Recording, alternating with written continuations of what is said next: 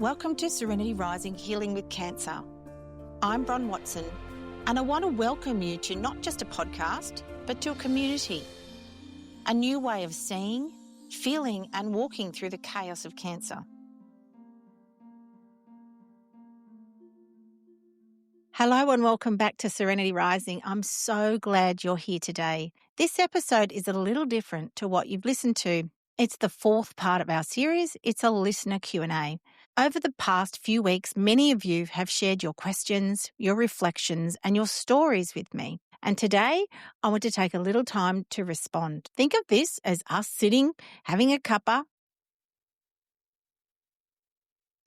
Have you tried apple tea? It's amazing. We're talking honestly about the real challenges and the quiet wins of living with and beyond cancer. If you're new to Serenity Rising, this space is all about finding calm in the chaos of cancer. It's not about fighting or striving to be endlessly positive. It's about following your inner compass that helps you return to healing again and again and again. My hope for today's episode is that it feels supportive and spacious, not another list of things for you to do or you should be doing.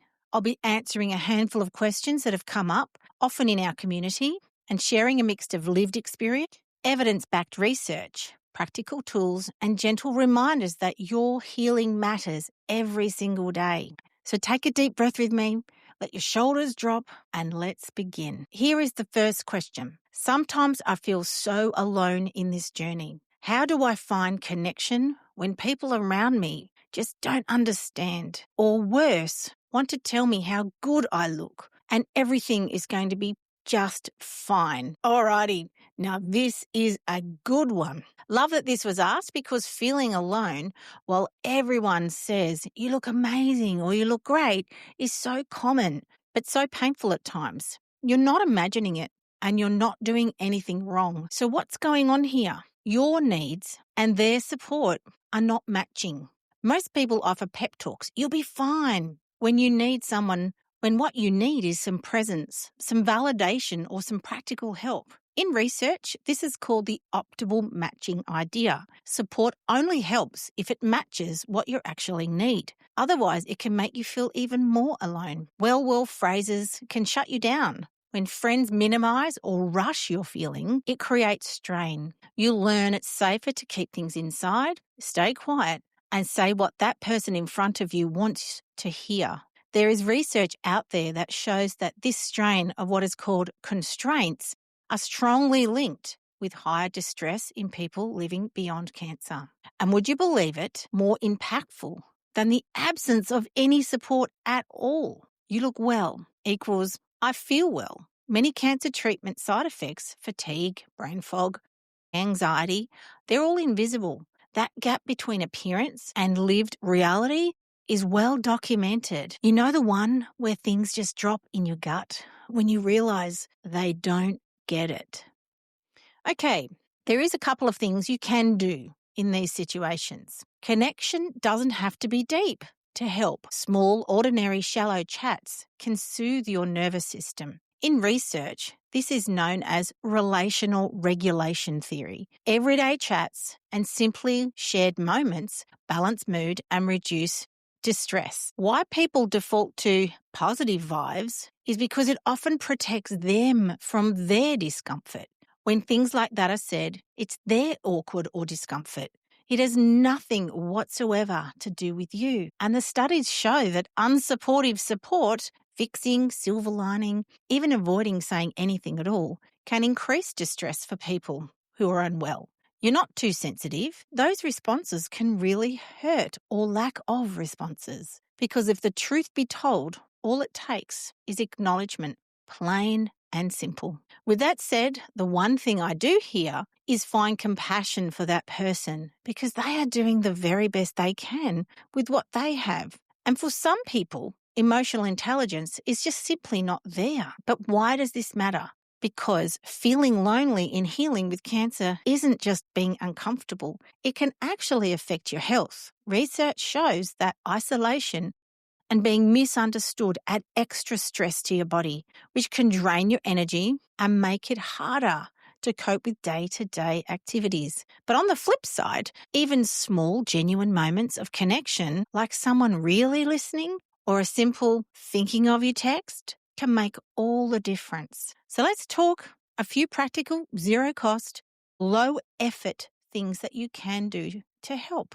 There's no apps, no money, and just gentle words that protect your energy. So let's talk a practical, zero-cost, low-effort things that you can do that require no apps, no money, but maybe just some gentle words that protect your energy, because energy is finite. So tip number 1, say what you need. We call it a one-sentence ask. When someone says, "You look great, everything will be fine," try a compassionate reset. "Thanks for caring. What helps me most today is listening, not fixing. Could you just sit with me for a couple of minutes?" This aligns with what you need with what they offer. That matching bit we were talking about before. And most people respond well when you make it easy. Asking for help is one of the hardest things to do for some of us, especially me sometimes. When you've always been the strong one, the carer, or the organizer, it can feel exposing or like you're burdening someone else, and it might not feel very right. But here's the truth. Most people want to help.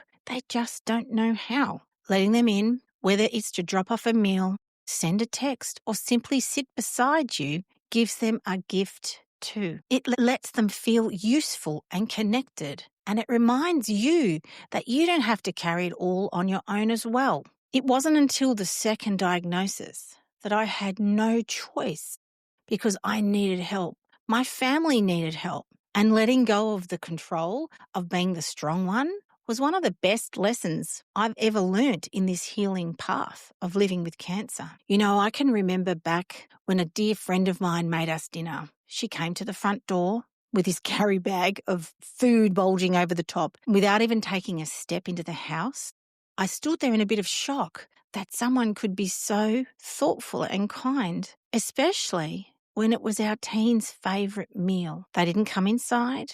They didn't ask for anything. They just said, "Bron, this is for you." It was a selfless drop and run, and something I will be forever grateful for. I must say I shed quite a few tears. Alrighty, tip number 2. Use a micro update to reduce awkward chats. So think micro sentences with a clear purpose and outcome. Quick update: "I'm okay today, just tired." If you're up for it, a thinking of you text means a lot. Not looking for advice, just company. This lowers social pressure by telling people how to show up, so you don't have to feel or explain yourself or that overwhelm when you get asked the same questions 1,000 times. Tip number 3, make a 60-second ordinary connection. Pick a person, a neighbour, a friend, a colleague, a cousin, and send one simple non-cancer text. "What's the sky doing over where you are today?" Or share a photo of your cuppa.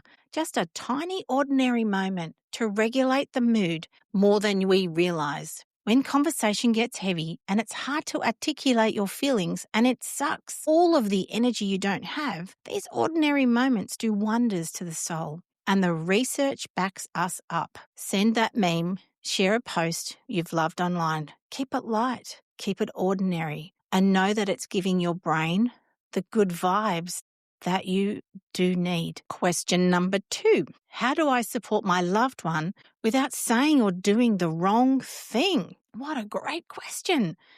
Being a caregiver is both an act of love and a heavy responsibility. These angels are often called invisible patients in cancer because while the spotlight is on the one who has the diagnosis, caregivers quietly carry an enormous load. Paul and I call what is happening in our house, it's a family affair. We're all in it together. Kids, dogs, Paul and I, because of the emotional load. Caregivers often feel fear, sadness, and helplessness. They want to fix things but can't, and that they can come out in many, many different behaviours. Studies show caregivers can experience equal or even higher levels of distress than the patient themselves. When I was diagnosed in 2023, Paul, who is usually busy and loves to get shit done around the house, went into overdrive. And watching him literally buzz around the house was extremely hard for me to watch. And he must have been completely exhausted at that time. because our roles had changed. Overnight, many partners, children, friends, family shift from being companions to organisers, advocates, or even medical coordinators. This change can cause strain on identity and relationships. Not every caregiver wants to be this person. Paul and I often talk about this because either people step up or they step out, which can be very sad to watch and see because there can be communication challenges. Caregivers often second guess their words. They worry about being too positive, too negative, or saying the wrong thing. Now, this is normal, but it can make conversations feel like walking on eggshells. Like any trauma, it brings out the best or the worst at times. Add through medication changes, oh boy. Because at its core, being a caregiver means living in two worlds, carrying your own emotions while also trying to create a safe space for your loved one. Because understanding why this matters a lot. The way you show up as a caregiver has a profound impact. The research shows that when people with cancer feel understood and supported, they report less anxiety, lower distress, and even a better quality of life. But on the flip side, it matters for you too. Caregiving is emotionally and physically demanding. If you feel like you have to get it right, every time the pressure can turn quickly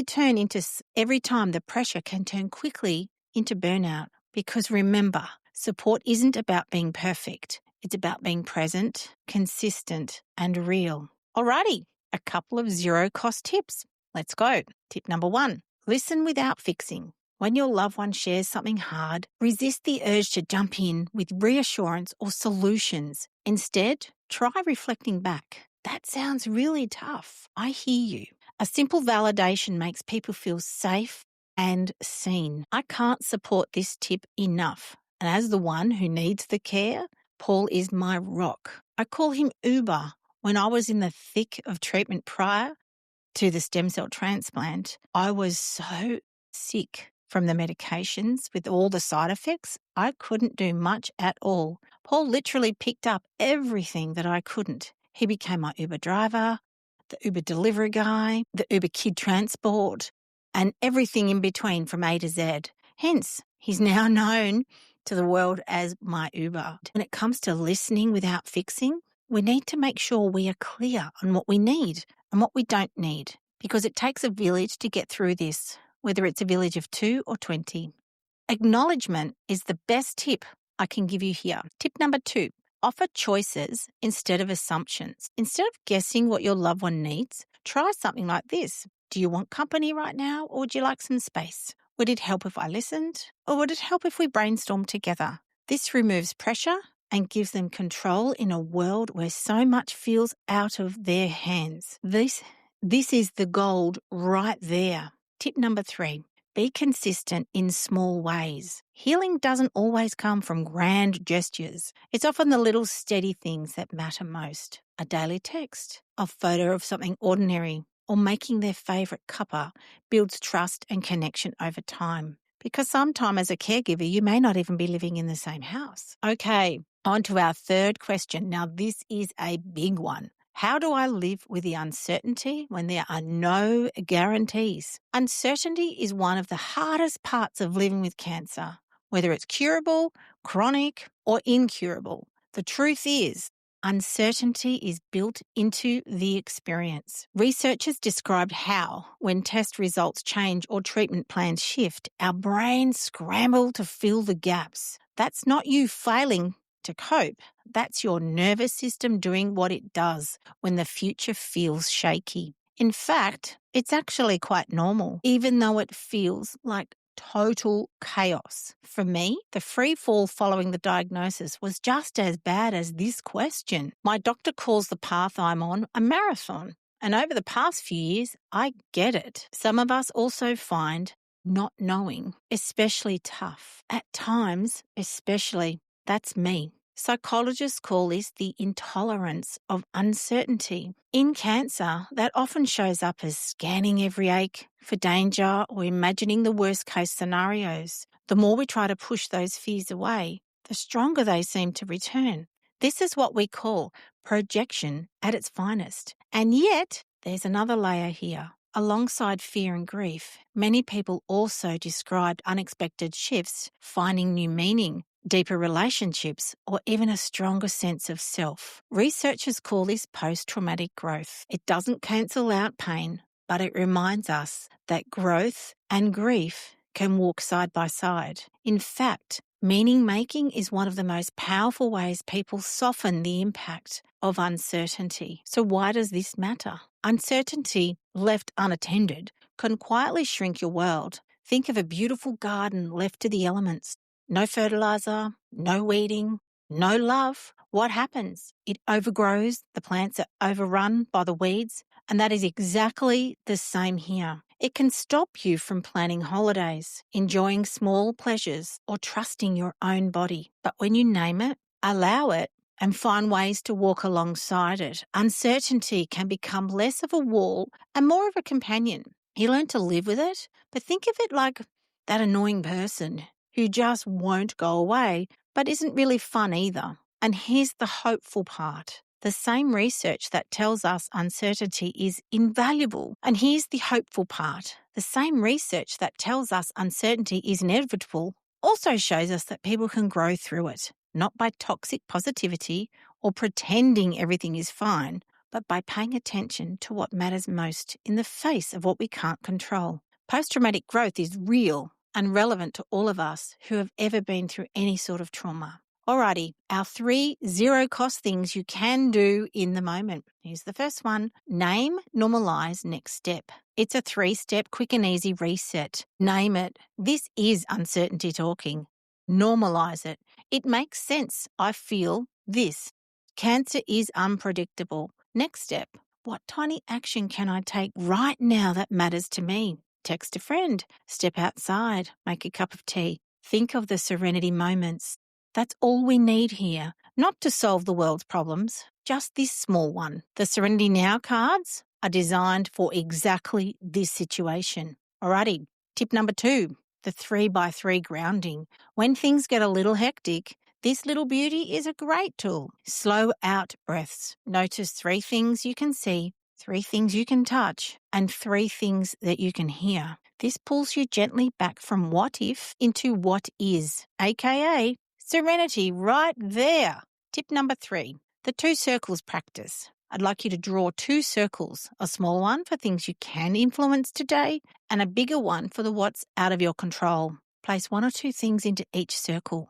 Write a few things in each circle. For many of us, we're visual learners, which means we need to see things. When the 2 circles are right in front of you and when you take a moment to actively talk yourself through the serenity prayer, this can be a very powerful and stop those nasty thoughts in their tracks. And notice what I said there. Today, not tomorrow or next week or next year. I want you to stick just to today, my friends. God, grant me the serenity to accept what I cannot change, the courage to change the things I can, and the wisdom to know the difference. And as I always say, swap out the word God to whatever you believe in, the universe, source, spirit, or even Dennis. You choose because it's your serenity. You don't need guarantees to live a meaningful day. Uncertainty and serenity can coexist. And sometimes, out of the hardest moments, we discover new strength, new clarity, and unexpected growth. And because this idea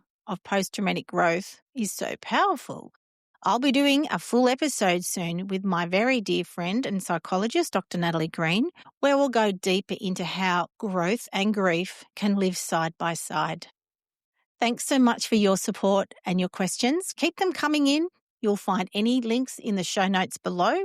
There's a link there for fan list. Give me a voice memo. I'd love to hear your questions and your feedback. And as I always say, go and be great, my friends, where every moment matters, where moments make memories, and let's make every day count.